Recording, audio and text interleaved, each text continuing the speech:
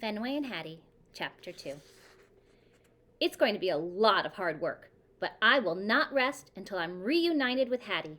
I spin around and around, I stretch, I leap up again and again. I race back and forth from one end of the eating place to the other, stopping only once to lick a tasty drip off the floor. Vanilla. At last, there's only one thing left to do. I whine in my most pitiful voice. Hey, everybody, remember me? I'm all alone. I'm trapped. Finally, my efforts pay off. Hattie rushes over, and her backpack strapped to her back.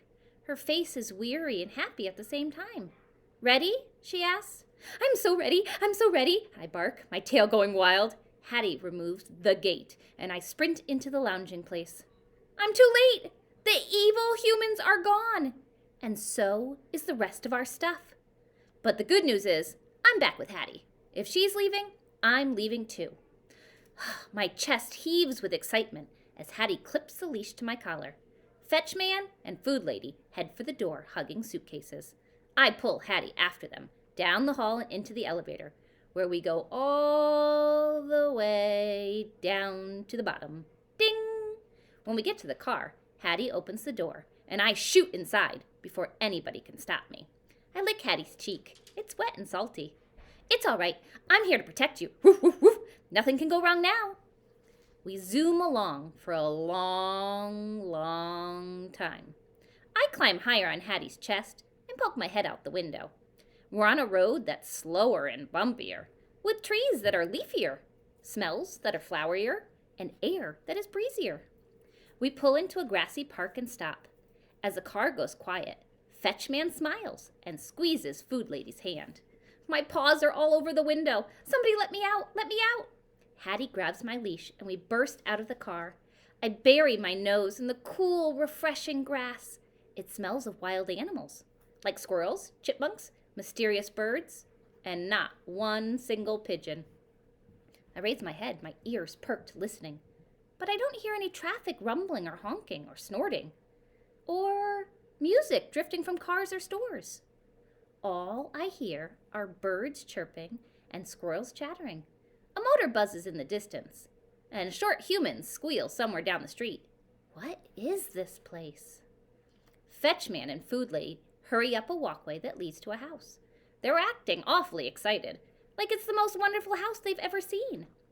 Hattie yanks me out of the grass mid-pee, and we follow along up the front steps. She must be eager to check out that house, too. Oh boy, whatever's inside must be really amazing, like a pile of bones or a slab of meat. Fetchman opens the door, and we all race in, full of anticipation. Hooray, hooray, I can hardly wait. I run a few circles around Hattie's legs until she unclips the leash. Hurry, Hattie, woof, woof, I have to find out what's so special. I search around. All I see is a big empty space. And it smells totally boring, like stale air and fresh paint and new carpeting. It must get better, right? I start out trotting with my nose to the ground. Pretty soon, I'm sprinting down the hall on a perfect running surface that I wish would go on forever. But then I make a sharp turn, cruise into a bright and gleaming place where the floor feels different, smoother and slipperier. Suddenly the floor gives way. My paws lose their grip. Woo! I'm skidding and skidding. My legs are scrambling out of control. And then smack! I'm crumpled up against a tall and shiny box that's humming. Ouch. What happened? Hattie appears. Fenway! She cries, her voice sounding worried. She stops next to me and rubs my head and coos softly in my ear. Food Lady rushes in and crouches next to us. She lifts my paws one by one, inspecting them, like she's looking for fleas.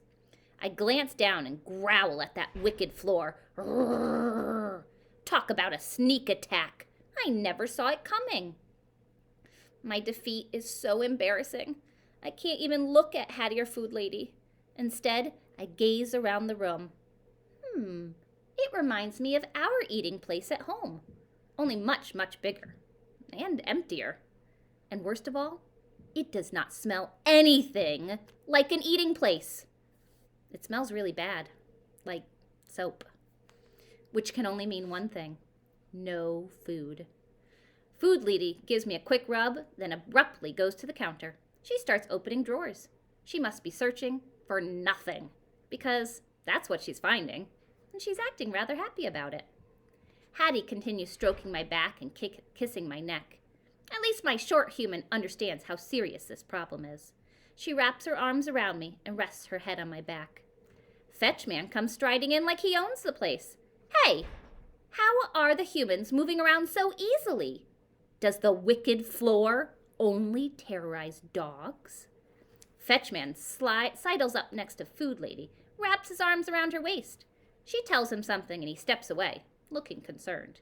He turns to me, his face full of surprise, like he just realized the pathetic heap in the corner is actually a dog. He comes over and gives me a pat. You okay, fella? He swoops Hattie into his arms and lifts her up into the air. She explodes into a fit of giggles.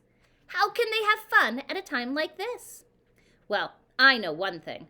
I'm not about to sit around waiting for the wicked floor to strike again. But how to get away?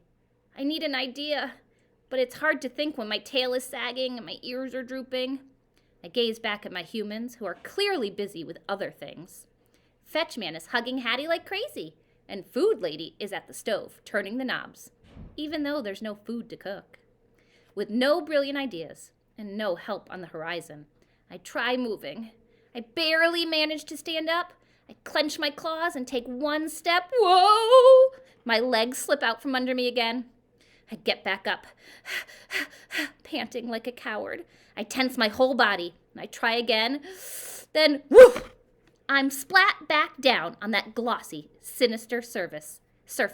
It's pure evil. I can't just lie here. I must find a way to escape. I try again and again, slipping and scrabbling the whole long way. Finally, I make it through the doorway and onto the safety of the carpet. Whew! Back in the hall, it's all I can do to catch my breath. Thank goodness that is over.